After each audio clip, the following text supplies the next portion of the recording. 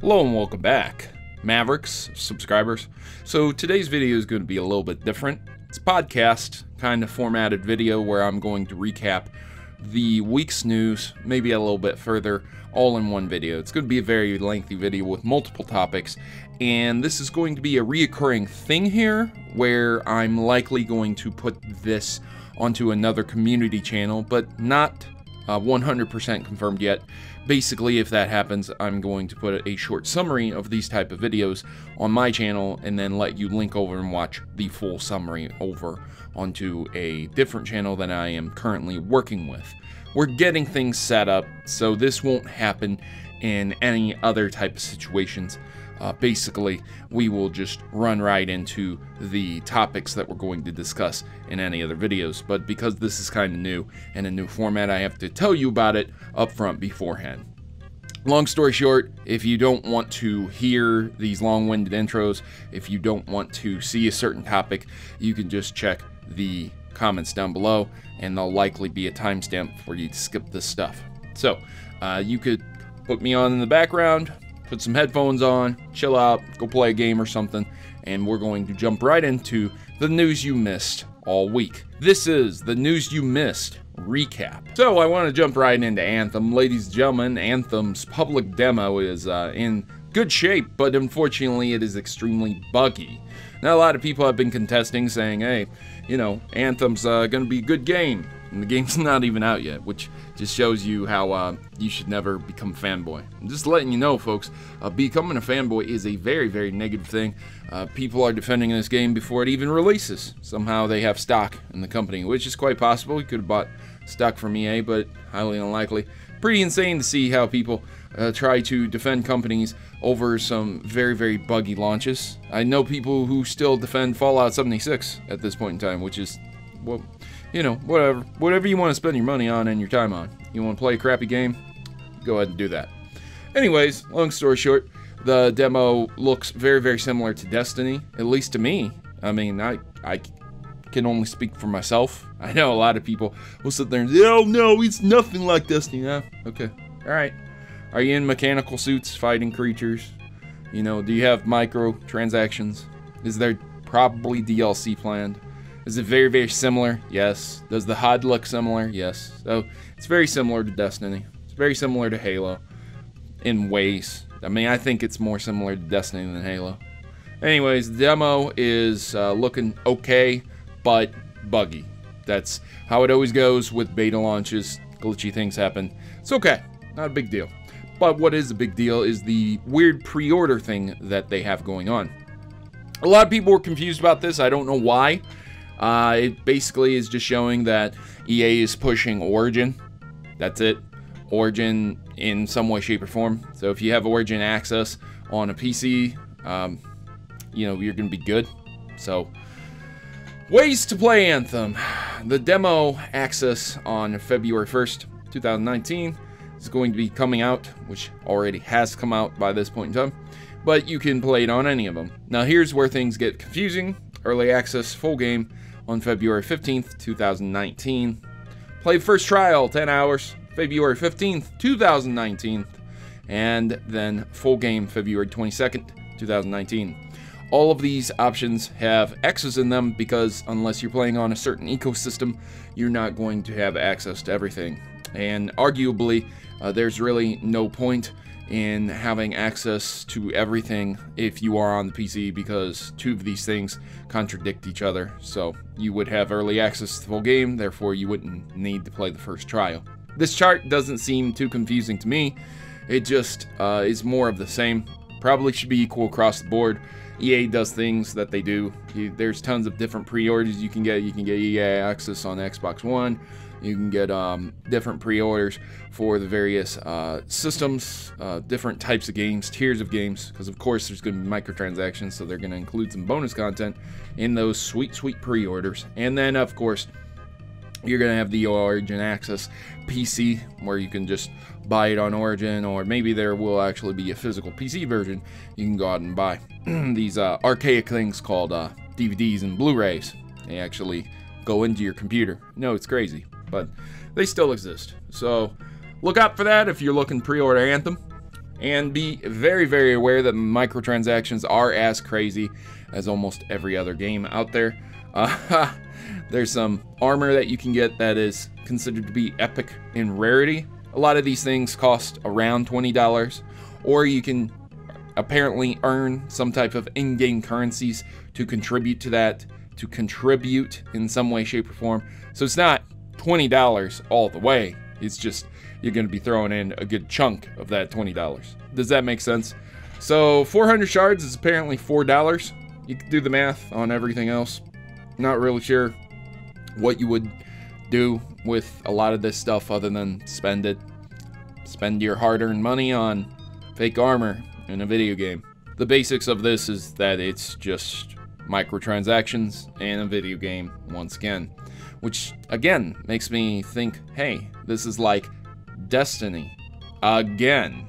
So, I don't know. Some people don't think it's Destiny, some people do.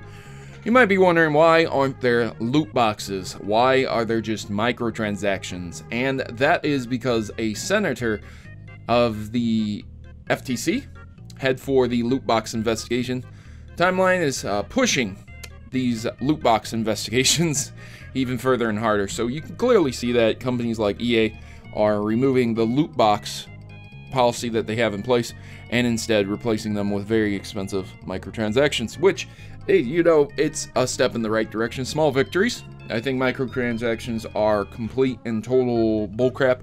They are cancer on the gaming industry. Let's not work hard to unlock something, folks. Let's buy it instantly. And there's an argument to be had. Oh, well, you know, I don't have time because I work hard every day. I'm a steel mill worker. You know, I work my 12 to 16 hour shifts sometimes. And then I come home and all I want to do is play my video game. I only play a couple games and then I spend money on those games. I understand that argument, but it's still a crap argument. There's a lot of people out there who just can't afford to buy them, and you're getting up and above those people instead. There's an argument for the fact that you should be on an equal playing field and you should be able to unlock those rewards just as those people purchase them. There's also an argument for the simple fact that you should be on an equal playing field and unlock those awards literally instead of just purchasing them, not even being given the option. You should be set at a base equality for a lot of people, and that's why a lot of people are happy that these loot boxes are leaving. Not only the fact that loot boxes are basically legal gambling for children, but for the simple fact that developers will now have to show you exactly what they are going to price certain things at. So, you know, they can come out and say, hey, we're going to price this skin at $20, and people will probably push back and say, skin for $20 is ridiculous. And this will make developers realize, okay, we can't be doing this anymore. And a lot of people will say, oh, it's not the devs, it's not the devs, it's the publishers. Okay, fine. It's the publishers too.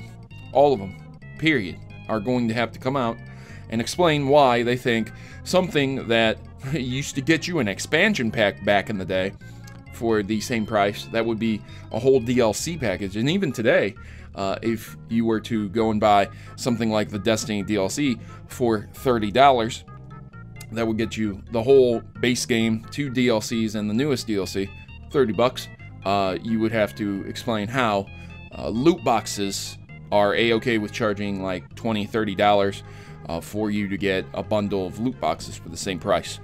Digital in-game items versus actual physical media, things like that. Always arguments there. So, loot boxes gonna die out pretty soon. I can foresee their death, and I can foresee more microtransactions coming. We're gonna shift gears and move right into Kingdom Hearts 3. Apparently, it is a technical disappointment on the Xbox One and PS4 consoles. Shocker. I mean, you're gonna tell me that a game that has been in development for over a decade, maybe, possibly, maybe longer, maybe less, is going to be a technical disappointment for consoles that would chain back the ability for a program to run basically untethered on a PC. Shocking. Because it's a technical disappointment does not necessarily mean it is a disappointment. These are subjective opinions. If a game does not run 60 FPS, I believe it to be inferior completely to the PCs. I do not want my resolution 4K at 30 FPS. I want my resolution at 60 frames a second, 1920 by 1080. I do not have a 4K TV. I do not have a 4K monitor. 1920 by 1080 is just fine. 4K downsamples and makes it look really, really good. Again, on good old 1920 by 1080. So if you do have a 4K game and you don't have a 4K monitor, it will look better. But the point is, I would rather have a solid frame rate than a frame rate variable that can drop below 60 or 30 for that matter. And a lot of people were upset that it was not a locked 60, or you did not have the option to downscale resolution for a locked 60, I suppose. That's what this article asserts. So your choice to believe it or not, your choice to say, hey, I really like Kingdom Hearts 3. The frame rate didn't bother me. But a lot of people have given it 9, 9.5, and 10 out of 10. You can translate that to your system, 4.5 stars or 4.5, 5 out of 5. Whatever, it doesn't matter. The point is, they've given it a lot of good scores. I waited nearly 13 years for Kingdom Hearts 3, and it's everything I expected. For better and for worse. That's basically what this article goes into detail. Again, all these articles will be in the background, and you can look at them at your leisure. But long story short, again, somebody who really loves Kingdom Hearts 3 enjoyed it. Those are the type of people who will end up saying, okay, this game is actually a flop, and let me explain why, because I am a hardcore deep fan. Casuals and hardcore fans alike will probably really enjoy this game. If you have not played it yet, you haven't had the money to purchase it yet, and you want to, you are not in jeopardy of playing a game you hate. GameStop also oversells Kingdom Hearts 3 PS4 Pro and cancels customer pre-orders. Check this out. If you didn't know, GameStop has a policy to where if you pre-order a game and they have a lot of people coming in and they want it and they didn't pre-order it, they will sell it to that person because they do not know if you're going to come in and pick up your pre-order and or cancel your pre-order. Does that sound unfair? Should, because it is. Basically, a lot of people pre-ordered the PlayStation 4's Kingdom Hearts 3 console. Makes sense? Big release, massive game people have been waiting on for a very long time. GameStop then canceled their orders because a lot of people were coming in and buying them. And, well, we have quite a few angry customers. Are you surprised? I'm not. Who's surprised? Raise your hand. I'm not. Due to an error, we have oversold on pre-orders of the good old Kingdom Hearts 3 PlayStation 4 Pro. And unfortunately, some of the orders had to be canceled. Yeah, the customers who had their pre-orders canceled are going to receive that $25 gift coupon. If you happen to be in that camp and you never got your PS4 Pro, that's what you're going to get. And a lot of people were calling them out. The error is that you force employees to sell many pre-orders. Basically establish quotas, and there you go. Because, you know, you have to establish that quota. Again, work for GameStop. You're working for a crappy company that's going to treat you crappy. Don't do it to yourself. We're going to shift gears again, move over to the PC side of things. Steam users aren't reacting well to Epic Metro Exodus's exclusivity deal. So Metro is a game series. It's been out there for quite some time, and a lot of people like to play it on PC. A lot of people traditionally like to play it on Steam. I mean, suppose you could crack it and pirate it, whatever. Do what you do what you want. Point is, the new Epic store has been officially announced, talked about, released. Hey, use our store instead of Steam's, and you can buy Metro Exodus, which is somewhat exclusive in some way, shape, or form for the PC side of things. It's basically, somehow, we're applying console logic to PCs. A lot of people will fight back on me with that statement, say it's not console logic. It is. You're taking a PC game that would be arbitrarily able to be run on any ecosystem if it is a PC. It doesn't matter the configuration. If you meet the minimum requirements, it will likely run. You can fix things here or there, but you can get it run. And you lock it behind a storefront with a specific launcher, and you have to use the specific launcher, and a lot of people don't want that. Now, a lot of people will say, well, what about the Steam exclusives? What about the Origin exclusives? No one is happy that they have to use a very specific launcher to get to these games. No one is happy that they have to use Battle.net as a launcher to launch Destiny 2 or Diablo or World of Warcraft. No one is happy that they have to use Origin to launch a game like Plants vs. Zombies or Battlefield. No one's happy about that, and that's where a lot of people are getting tied up. They say, well, what about these exclusives? Who cares? Okay? Well, a long time ago, there used to be websites. The corporate website is where you would get the game itself. You could download it there. You could buy it from them, and then you would get the download. These launchers are an effort to curb piracy a little bit more. They are not good for the consumer because as a consumer, you are not a pirate. You are not the one who cracks these games and re-uploads them for people to download for free. You buy the game, you launch the game, you play the game. That's what you do. Origin's launcher has a policy if you change your hardware configuration 3 times, which means if you specifically change something in your PC enough, you will be locked out of your game for a day and potentially have to contact support to get it unlocked. You see the problem. You have to agree to whatever the Epic Store's license agreement states, so you have to read through that and then download it just to play Metro Exodus, which is pathetic. It is. But this is how storefronts get started. This is what they do. They offer free things. They offer deals, incentives to the developers. They secure deals. They secure rights.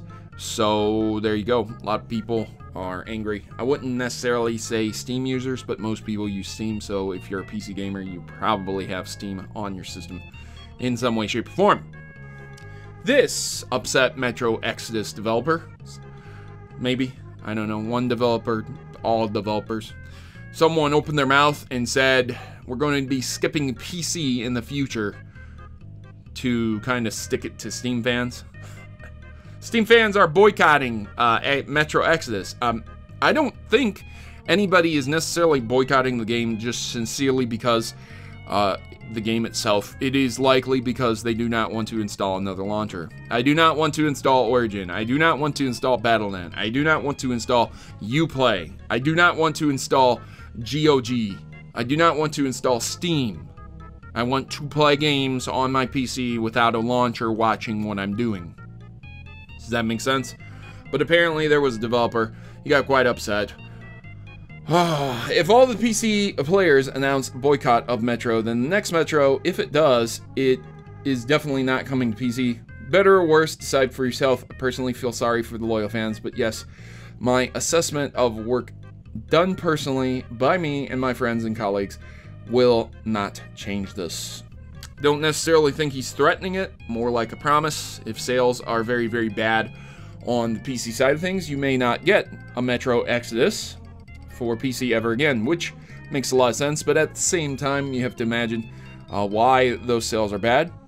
Publisher might say, oh, people don't want to play them on PC anymore, but I would assume that if this is a multi-million-dollar kind of game launch, they're probably going to have more than just the executives up there that deal in finances looking at these things. I'm sure there's going to be several analysts saying, hey, you know that game that you were going to exclusively launch on the Epic Store? It failed because you exclusively launched on the Epic Store. If you develop it and you put it out there on Steam for everyone, you'll be just fine. And that's probably what will happen in the future if this boycott does work. It's not necessarily a boycott, though I just think people will not download the Epic launcher. I would be shocked if sales of that game on the PC were really, really high because of the Epic launcher. I'm pretty sure it will fail because of that reason. Rainbow Six Siege will be here for the next 10 years. So there's been a lot of talk of a Rainbow Six Siege 2. A lot of people were excited to have a new Rainbow Six Siege. No, it's here to say, we are saying extremely loudly here, there is no sequel planned. We will be here for the next 10 years. So expect more Rainbow Six in your life for quite some time. This is good traditional role right here to take. Traditionally, a lot of games have put out one game and then 2 years later the sequel, and then 2 to 3 years later followed up with the third. Some game series keep going, some stop at 2, some stop at 3. Some game series take a very, very long time, like Diablo. There are many, many reasons for that, but Diablo 2, very good game. Follow-up for Diablo lasted for a very, very long time. This would traditionally be taking the role of a game series that takes a very, very long time to release a sequel while supporting the entry that first sparked everything. So that's very good for people who are Rainbow Six Siege fans. Congratulations, your game's not going anywhere. Nintendo Switch will soon pass the N64 lifetime sales. There's been a lot of Nintendo Switch sales. Nintendo sold 9.41 million Switch consoles in 3 months, leading up to December 31st, 2018, which brings the lifetime sales to 32.27 million. It's a lot, man. Eventually, it will surpass the N64 among many other systems, so that's very good for people who are Nintendo Switch fans, because the more the Switch succeeds, the more games it will sell, the more it will be supported. Rest in peace, Wii U. What a great system that just had a flop, unfortunately. Bad marketing, bad terminology, bad naming system. Very, very unfortunate, but a very, very nice system all the same. Once again, if you do not have a Nintendo Switch, I highly, highly encourage you to go and buy one. We have Nintendo launching a new Dr. Mario game for smartphones later this year. Dr. Mario World.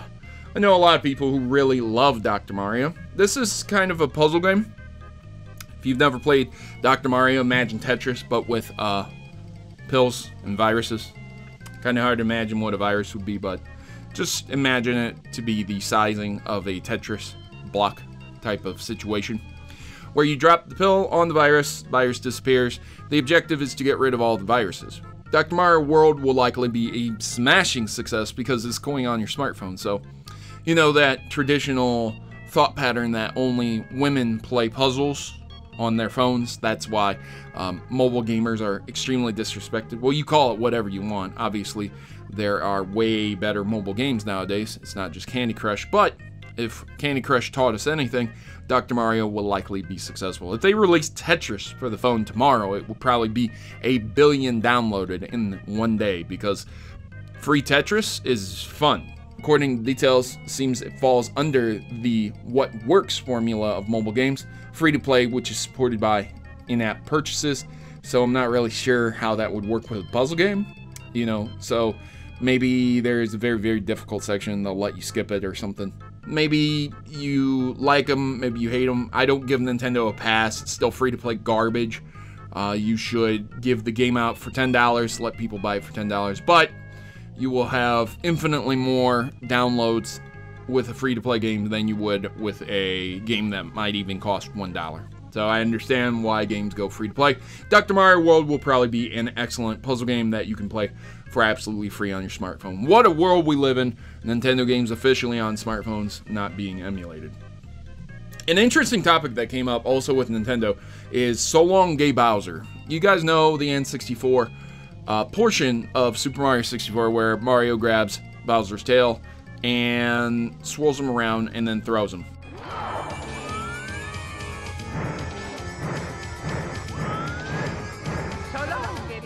Well, for whatever reason, this has come up recently where a lot of people were talking about what does he actually say? People say, he says, "So long, gay Bowser." And you think to yourself, well, no, that's impossible. That was back in the 90s where Nintendo was really anti anything that wasn't family friendly. Back in the 90s, at least. Turns out he was saying, "So long, King Bowser." So long, gay Bowser. Because back in the day, Bowser's name was actually King Koopa. So he was a king of the Koopas. So long, King Koopa. For people to listen to the audio, it would not come out as King Bowser, it would come out as Gay Bowser. So there you go. PS5 Backwards Compatibility suggested by Sony patent. All previous PlayStation consoles covered. What do you guys think? We got ourselves a bit of a problem here. How are you going to backwards compatible PlayStation 3? One of the hardest PlayStations to emulate. In a PlayStation 5? It's interesting, 2 generations away. PlayStation 3 is very, very difficult due to the processor that it has in it. one of the most powerful systems, but extremely difficult to emulate.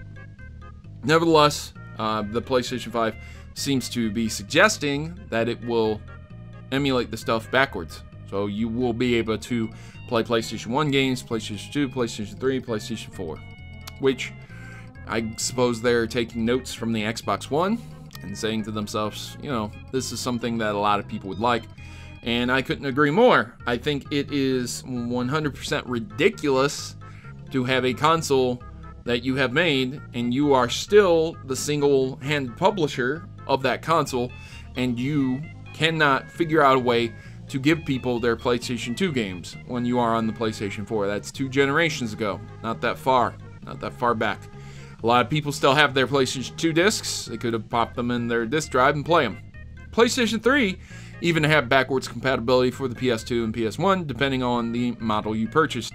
So it's not as if Sony couldn't do it. And again, the engineers do have the ability to do it. I'm saying that there are people out there in the world that on their spare time figure out how to emulate these consoles. They are not paid engineers who work for Sony. You understand where I'm going with this. But if they didn't want to go that route, they would probably release a new console that would do that. PlayStation 5. Here we are. So that was the news you missed. Recap edition. Hope you guys enjoyed it. I will try to do better in the future. These are just going to be stock image episodes where I will either show you the story or just have something in the background that you can just have a look-see at. This is just a podcasty format. Again, I would greatly appreciate you supporting me by clicking that subscribe button, liking and sharing this, and dropping your feedback down in the section below. You don't hurt my feelings if you put this on 1.25, 1.5 times speed. I'm a slow talker. I'm Protomario. I'm signing out. I really appreciate you guys taking time out to watch this video. You guys have yourselves a good day. As always, good gaming. God bless. We'll see you in the next one.